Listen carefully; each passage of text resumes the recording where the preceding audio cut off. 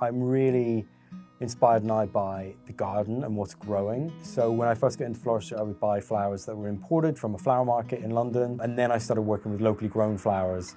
And that has really helped me kind of change my style and become more confident with using whatever's available to me.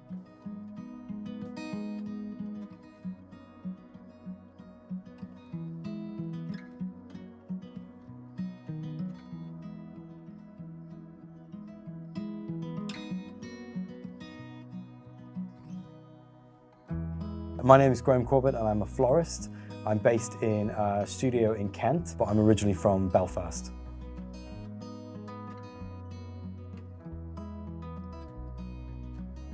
I pivoted from TV production to floristry because I basically wanted to do something a bit more creative. I'd been working as a casting producer, so it was my job to kind of find contestants for TV shows. After a while, I just kind of got a bit bored of it, to be honest, and someone suggested floristry, so I gave it a go, and here I am kind of 10 years later. I can go into the garden with kind of a set idea of what I want to make, and then the garden kind of gives me what is available, and then I just go from there.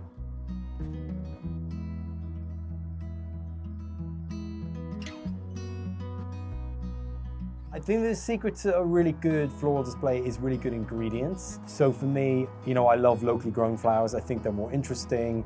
I think the colors are more vibrant. They've got more interesting shapes. And if you're using really great ingredients, you don't really need to do too much.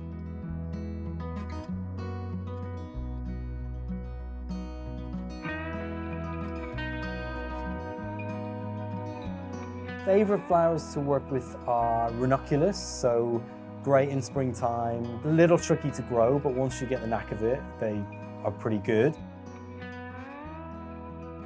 And then dahlias, which we've used loads of today, because they come in so many different varieties and so many different shapes and colors. So I'd say those are two that I really love.